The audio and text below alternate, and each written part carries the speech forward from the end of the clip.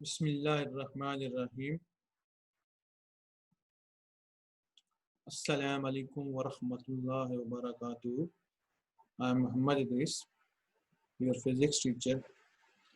Welcome to second year physics class. Dear students, subscribe my YouTube channel for latest video your physics class. Now we come to our today lesson. Today our lesson is about chapter 12, short question in all Punjab boards from 2011 to 2019. Dear students, today we are going to discuss a short question of all Punjab boards which were published in 2019 exam papers of different boards. So we discuss these short questions. Our first question, that is a define electrostatics and xerography.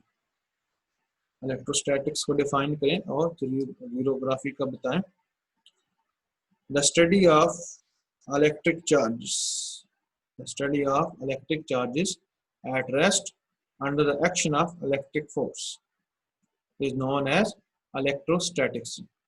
तो dear students, electrostatics से क्या मुराद है? Electrostatics से मुराद क्या है कि study of electric charges at rest under the action of electric force.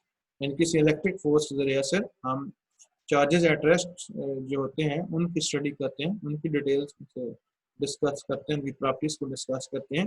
That is called electrostatics. Xerography, तो dear students, xerography it is a photo copying process. इस चैप्टर के स्टार्ट में पढ़ा था जीरोग्राफी. तो ये जीरोग्राफी जो है ये फोटो कॉपिंग प्रोसेस है. It is a Greek letters. ये ग्रीक वर्ड है, ग्रीक लेटर है. It is a combination of two word xeros and graphics. इसका मीनिंग है dry writings.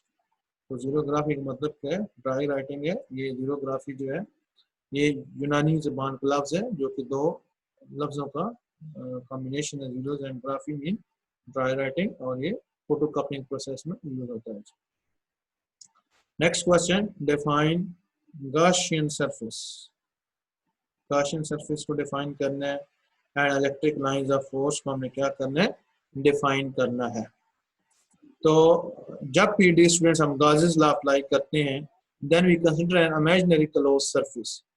Then we consider a imaginary close surface which passes through a point at which electric intensity is to be evaluated. So this surface, closed surface, is called a Gaussian surface. तो distance आपने gauges law के वाले से पढ़ा था. कहते हैं जब भी हम गाजेस लॉ किसी भी क्लोज सरफेस पे अप्लाई करते हैं तो कहता है ये हम एक close surface, imaginary close surface क्या करते हैं, किसी पॉइंट के जो है कंसीडर करते हैं जहां पर हमने इलेक्ट्रिक फील्ड इंटेंसिटी क्या करनी होती है? एवेलुएट करनी होती है. इस क्लोज इमेजिनरी सरफेस को हम क्या कहते हैं? गॉसियन सरफेस कहते हैं. और इलेक्ट्रिक लाइंस ऑफ फोर्स क्या है जी? तो इलेक्ट्रिक लाइंस ऑफ फोर्स जो है that provide information about the direction and strength of electric field line at various places. जी हाँ. तो different electric lines of force क्या है? They carry the information about the direction and strength of electric field at various places. कोई भी charge है आपने रखा हुआ है, उसकी वजह से इलेक्ट्रिक फील्ड क्रिएट हो गया. तो उसमें से जो लाइंस ऑफ फोर्स है उस चार्ज की डायरेक्शन बताती हैं कि आया उस चार्ज में से electric lines of force originate हो रही है या उसकी तरफ जा रही है, और उसकी स्ट्रेंथ बताती हैं. तो that lines are called electric field lines, electric lines of force. Next question, define capacitance and its unit farad. Capacitance से क्या मुराद है? इसको हमने क्या करना है? डिफाइन करना है, और उसकी यूनिट फैराड भी डिफाइन करना है. तो dear students, capacitance is a measure of the ability of a capacitor to store charge. Capacitance से मुराद क्या है? It is the ability of a capacitor to store charge. यानी किसी भी कैपेसिटर की चार्ज करने की, स्टोर करने की सलाहियत होती है. That is called as a capacitance. तो कैपेसिटेंस ऑफ कैपेसिटर जो है इसकी यूनिट, डी स्टूडेंट्स, कैपेसिटेंस की यूनिट क्या होती है? फैराड होती है.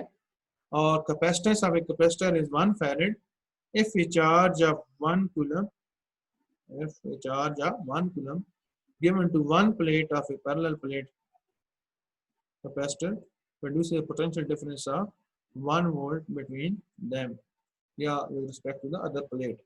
So these students, capacitance of a capacitor is 1 farad. If a charge of 1 coulomb given to one plate of parallel plate capacitor, it produces a potential difference of 1 volt between them, then it is called a capacitance. And then after that, what are the factors upon which the electric flux depend? किन factor पर जो है electric flux जो है depend करता है? तो distance का फार्मूला देखें, इलेक्ट्रिक फ्लक्स का formula that is E dot A is equal to A cos theta. अब इसमें हम देख रहे हैं कि ये ई यानी इलेक्ट्रिक फील्ड इंटेंसिटी पे डिपेंड कर रहा है, एक इलेक्ट्रिक फील्ड इंटेंसिटी पे डिपेंड कर रहा है, और दूसरा ए आप पास के area of flat surface, area of flat surface depend करें। एंड थर्ड आप पास के इसमें देखें ये cos थीटा, ई से मुराद का इलेक्ट्रिक फील्ड इंटेंसिटी उस पर डिपेंड करें, ए से मुराद के एरिया ऑफ फ्लैट सरफेस उस पर डिपेंड करें, and theta is the angle between the field lines and the normal area. तो इनके दरमियान जो एंगल थीटा है ये इस पर डिपेंड कर रहा है। तो सो तीन फैक्टर डिपेंड कर रहा है, एक इलेक्ट्रिक फील्ड इंटेंसिटी पे, दूसरा एरिया ऑफ फ्लैट सरफेस पे, एंड तीसरा आप पास है angle between the field lines and normal line आप पास है that is the two the area this theta. In factors पे क्या कर रहा है, डिपेंड कर रहा है। Next question that is the differentiate between the electrical potential difference and electric potential at a point। तो हमने डिफरेंशिएट करना है इलेक्ट्रिकल पोटेंशियल डिफरेंस और इलेक्ट्रिक पोटेंशियल के दरमियान जो डिफरेंशिएट करना है। तो dear students, electrical potential difference क्या है जी? It is the electrical potential difference between 2 points is defined as the work done in bringing a unit positive charge from one point to other point while keeping the charge in equilibrium। तो ये आपके पास क्या कहलाएगा, electrical potential difference कहलाएगा। Electrical potential difference between 2 point क्या है, उसको आप कैसे डिफाइन करना है? The amount of work done in bringing a unit positive charge from one point to another point while keeping the charge in equilibrium। तो ये आपके पास क्या कहलाएगा, इन एक पॉइंट से दूसरे पॉइंट तक आपने यूनिट पॉजिटिव चार्ज को मूव कराना, उस पर वर्क डन करते हैं with in electric field and charge should be in equilibrium, तो देन ये आपके पास क्या कहलाएगा, इलेक्ट्रिकल पोटेंशियल डिफरेंस कहलाएगा। यानी इलेक्ट्रिक फील्ड के अंदर एक यूनिट पॉजिटिव चार्ज को एक पॉइंट से दूसरे पॉइंट तक क्या करा रहे हैं, मूव कराने की वजह से जो वर्क डन करते हैं और चार्ज उसके अंदर क्या हो, इक्विलिब्रियम पोजीशन में रहे, तो देन ये जो डिफरेंस है that is called electrical potential difference. और इलेक्ट्रिक पोटेंशियल क्या है, तो कहता है any point in an electric field is equal to work done in bringing a unit positive charge from infinity to that point in electric field while keeping the charge in equilibrium। जी हाँ, तो electric potential क्या है, it is the amount of work done in bringing a unit positive charge from infinity to that point in electric field while keeping the charge in equilibrium। जी हाँ, तो electric potential जो है कहता है कि कोई भी अगर चार्ज है, एक चार्ज है उसमें इलेक्ट्रिक फील्ड है और एक और दूसरा चार्ज है, ठीक है, वो जो दूसरा चार्ज है वो उसके इन्फिनिटी पॉइंट पर होगा जहाँ पे कोई उसकी फोर्स ऑफ अट्रैक्शन या रिपल्शन के उस पर एक्ट नहीं कर रही। कहते हैं हमने क्या किया, वो जो चार्ज था इन्फिनिटी पोजीशन पे था, इन्फिनिटी पॉइंट पे था, तो then we have to do some work, did some work, amount of work done in bringing a unit positive charge from infinity to any certain point in an electric field while keeping the charge in equilibrium, so in an electric field, so then this is called a electric potential। Next question, that is a define electric force and electric flux। Electric force और electric flux को क्या करना है, define करना है। तो so the force which hold positive and negative charges that make up atoms or molecules is called the electric force. So additional electric force क्या है? It is the force which hold positive and negative charges that make up atoms or molecule is called the electric force. यानी ये electric force क्या है, एक ऐसी force है जिसने पॉजिटिव और नेगेटिव चार्जेस क्या करके साथ जोड़ कर रखा होता है और उनसे एटम बना रहे हैं या मॉलिक्यूल बना रहे हैं, और that is called the electric force. और सेकंड ऑफ इलेक्ट्रिक फ्लक्स क्या है, the number of electric field lines, the number of electric field lines passes through a certain element of area is known as electric flux to that area। जी हाँ, electric flux क्या है, it is the number of electric lines of force which are passing through a certain area held perpendicular to that electric lines of force, then this is called a electric flux। यानी इसमें क्या है, how many number of lines which are passing through a certain area, ठीक है जी, तो that is called a electric flux। And then next question, define capacitor and farad। ये question पहले repeat भी हो चुका है। तो कैपेसिटर क्या is a device that is used to store charge। जी, कहता है capacitor it is a device that is used to store charge, it is called a capacitor, and capacitance of a capacitor is 1 farad if a charge of 1 coulomb given to one plate of the parallel plate capacitor produces a potential difference of 1 volt between them, that is called a capacitance। कहता है कि capacitor की capacitance 1 farad उस वक्त होती है जब हम 1 कूलम चार्ज क्या करते हैं, सप्लाई करते हैं through the parallel plates of capacitor, और it increases the potential difference of 1 volt between them, then it is called the capacitance.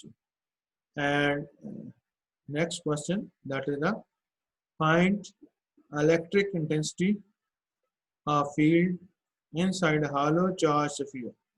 find the electric intensity inside a hollow charge sphere। तो hollow charge sphere है, उसके गिर्द जो है हम electric intensity जो है वो फाइंड आउट करनी है hollow charge sphere में। तो जी स्टूडेंट, ये आप देख रहे हैं, ये हमारे पास hollow charge sphere अंदर से खाली है, इसके साइडों पे इसकी बाउंड्री पे क्या यूनिफॉर्मली पॉजिटिव चार्ज क्या है, डिस्ट्रीब्यूटेड है, और इसके ये इसका सेंट्रल पॉइंट है, सेंटर पॉइंट है, और इसका रेडियस यहाँ से लेकर यहाँ तक वो क्या पास आर है, कैपिटल आर है। तो डी स्टूडेंट, जैसा कि आपको बताया था, जब भी हम गाजेस लॉ अप्लाई करते हैं, हम इमेजिनरी यानी क्लोज इमेजिनरी सरफेस करते हैं, that is called a Gaussian surface.